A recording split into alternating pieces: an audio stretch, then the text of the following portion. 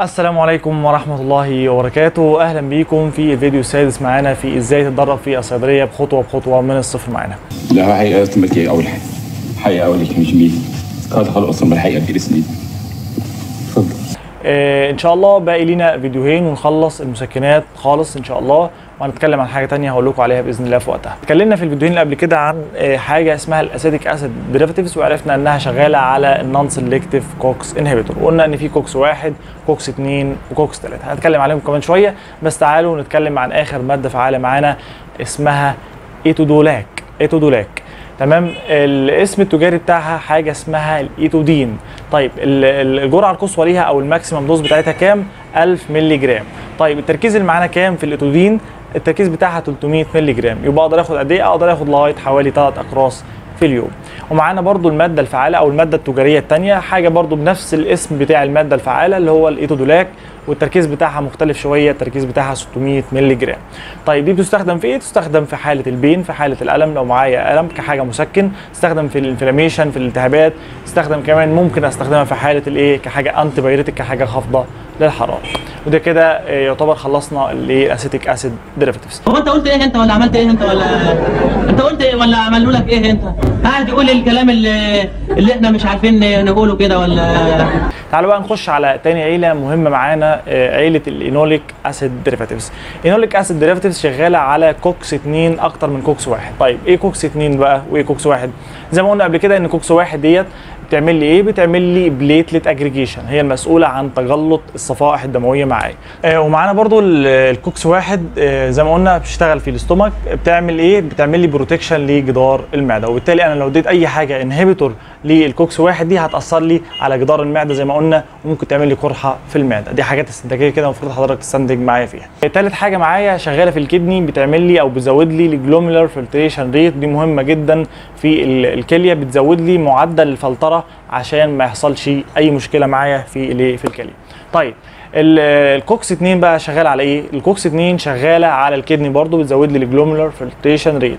طيب بتعمل لي ايه بقى؟ تاني حاجه شغاله على الانفلاميشن، شغاله على الالتهابات، ودي مهمه جدا نحط تحتها 20 خط.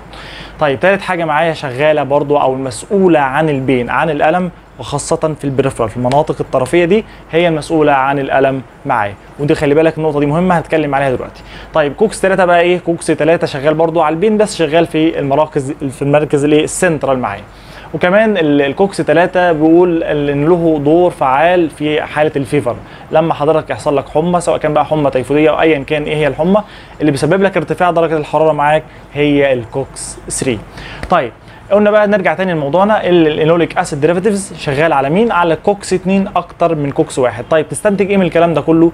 ان معايا ان الانوليك اسيد ديريفاتيفز دي شغاله كحاجه انتي انفلاماتوري او انتي انفلاميشن، يبقى شغاله مضاده لمين؟ للالتهابات. طيب بالنسبه للانوليك اسيد ديريفاتيفز اللي بنسميها في روايه اخرى حاجه اسمها الاوكزي كام، زي ما قلنا بتستخدم في الانتي انفلاميشن، في مضاده للالتهابات، وبالتالي بقدر استخدمها في حاجتين، في حاجه اسمها الاوستيو ارثرايتس اللي هو هشاشه العظام اللي معايا، وكمان بستخدمها في روماتويد ارثرايتس اللي هو التهاب المفاصل. بتلاقي المفاصل ورمه عندك، في ورمه وملتهبه كده بيكتبوها دكاتره العظام. اول ماده فعاله معانا النهارده اسمها تينوكزيكام. تينوكزيكام موجوده في اسم تجاري اسمه الايبوكوتيل. الايبوكوتيل التركيز بتاعه 20 مللي جرام. طيب الجرعه القصوى معايا كام؟ الجرعه القصوى معايا 40 اللي هو الماكسيمم دوز، يعني معايا 40 مللي جرام. يبقى اقدر اخد من الايبوكوتيل قد ايه؟ اقدر اخد منه مرتين في اليوم، يعني حبايه كل 12 ساعه. طيب ده اول ماده فعاله معايا، وخد بالك ان الايبوكوتيل ده في منه حقن وفي منه اقراص اللي هو النوع دوت، وفي منه كمان لبوس. تاني واحد معايا اللي هو السورال في منه برضو البوس، ومنه اقراص، ومنه كمان حقن.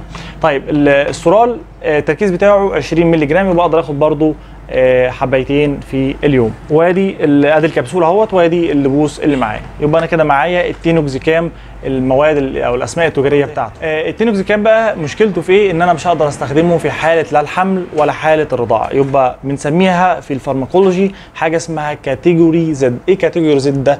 انا بنقسم عندي هنا الكاتيجوري معايا الى كاتيجوري A، كاتيجوري B، كاتيجوري C، كاتيجوري D، كاتيجوري Z. الكاتيجوري A والكاتيجوري B اقدر استخدمه في الحمل، مفيش مشكله عندي، امن في حاله الحمل. اما الكاتيجوري سي والكاتيجوري دي في حاله الحمل يعني بتخوف منه شويه او نقلق منه في موضوع الحمل، بنستخدمه في الحالات الضروره القصوى خالص. اما الكاتيجوري زد ديت ممنوعه منعا باتا في حاله الايه؟ في حاله الحمل، وكمان ممنوع برضو في حاله الرضاعه. يبقى التينوكسيكام قولا واحدا ممنوع في حاله الحمل، ممنوع في حاله الرضاعه. يبقى التينوكسيكام قولا واحدا ممنوع في حاله الحمل، ممنوع في حاله الرضاعه. الله ارحموني. ربنا يخليك. طيب تاني ماده فعاله معانا اسمها بيروكسيكام، والبيروكسيكام ده موجود في الديسبركام، والتركيز بتاعه او الماكسيمم دوز بتاعته 40 مللي جرام. طيب التركيز بتاعه هنا الديسبركام في منه 20 مللي جرام، وكمان في منه 10 مللي جرام. طيب لو 10 اقدر اخد قد ايه؟ اقدر اخد 4 مرات في اليوم، يعني كل 6 ساعات تقريبا. ولو 20 مللي جرام اخد قرصين في اليوم كل 12 ساعه. طيب زي ما قلنا الانوليك اسيد ديريفاتيفز بستخدم في حاله ايه؟ في حاله الاوستيو ارثرايتس والروماتويد ارثرايتس، في التهاب المفاصل وهشاشه الايه؟ وهشاشه العظام. كمان معايا حاجه مشهوره جدا، الفلدين. الفلدين من الحقن المشهوره جدا في الصيدليه. طيب الفلدين ده في منه حقن، في منه اقراص، في منه لبوس، تمام، وكمان في منه حاجه بنسميها فلاش. فلاش يعني ايه؟ حاجه بتحطها على لسانك وبتدوب بسرعه جدا، بتديك حاجه رابيد اكتنج، تمام كده. طيب الفلدين التركيز بتاعه كام؟ التركيز بتاعه هتلاقيه 20 مللي جرام، يبقى اقدر اخد حقنتين في اليوم. يبقى باخده في حاله ايه؟ في حاله الانتي انفلاميشن، في مضاد الالتهابات معايا، في موضوع الايه؟ العظام مهم جدا معايا. وكمان الفلدين من المسكنات القويه الموجوده معايا في الصيدليه. والبيروكسيكام هنا معايا بنسميه برضو هنا كاتيجوري سي، او ممكن نطلق عليه كاتيجوري دي، وبرضو هنا بنمنعه في حاله الحمل، تمام. يعني خلاص ما بنستخدموش في حاله الحمل، في حاله الايه؟ وخاصه في المراحل الاخيره او في ال3 شهور الاخيره ما بنستخدموش معايا البيروكسيكام معايا، وكمان ما بنستخدموش في حاله الايه؟ الرضاعه. يا رب يا رب استرها معايا يا رب، انا واحد مش فاكر اي حاجه. معانا بقى اخر ماده فعاله هنا حاجه اسمها اللورنكسيكام. اللورنكسيكام موجود في دواء اسمه اللورنوكس. اللورنوكس 8 مللي جرام. اللورنكسيكام اللي معايا لها مميزات. طيب تعالوا نتكلم بس على الجرعه الاول، بعد كده هقول لكم المميزات دلوقتي. الاول اسم تجاري معايا حاجه اسمها اللورنوكس. اللورنوكس التركيز بتاعه 8 مللي جرام. طيب الماكسيمم دوز بتاعتي كام؟ 16 مللي جرام، وفي روايه اخرى برضو بتقول لي 24. خلينا ماشيين على ال 16 مللي جرام، يبقى اقدر اخد قرصين منه في اليوم. عندي اول حاجه اللي هو اللورنوكس، وفي كمان حاجه اسمها اللورنكسيكام باسم الماده الفعاله اللورنكسيكام و8 مللي جرام. عندي هنا بقى ايه المميزات بتاعه اللورنكسيكام؟ اول حاجه اللي هي رابيد اكتنج، حاجه رابيد اكتنج سريعه معايا لو انا عاوز حاجه سريعه معايا في الصيدليه كحاجه مسكن معايا ومضاد الالتهابات. تاني حاجة انها الفعالية بتاعتها قوية جدا مقارنة بالاثنين اللي قبلها، حيث انها بتقارن انها 10 اضعاف البوتنسي يعني بتاعتها، القوة بتاعتها يعني 10 اضعاف البيروكسيكام. التينوكسيكام بتعادلها 100 مرة، يعني شفت الكفاءة بتاعتها عالية جدا جدا، تمام. ولكن الحلو ما بيكملش معايا، انها برضو مش هينفع استخدمها لا في حالة الحمل ولا في حاله الرضاعه معايا. في ملحوظه برضو نسيت اقولها لكم، ان البيروكسيكام بستخدمه معايا هنا يفضل ان استخدمه على معده فاضيه او ما استخدموش مع الاكل، لان الاكل بيأثر على الامتصاص بتاعه. ولكن لو عندك مشكله في المعده او قرحه في المعده عادي ممكن استخدمه بعد الاكل مثلا بساعه ولا حاجه. طيب يبقى كده احنا خلصنا عيله مين؟ عيله الانوليك اسيد ديريفاتيفز، وزي ما قلنا عليها اسمها عيله الايه؟ الاوكسيكام. عيله الاوكسيكام هتفهموا بعد امتى؟ ما القيامه تقوم تفهمهم. الله انا قاعد اعمل انت الواحد طلع روح ابوه. طيب نتكلم عن اخر بقى عيله معانا، وعيله مهمه جدا وخاصه لدى النساء.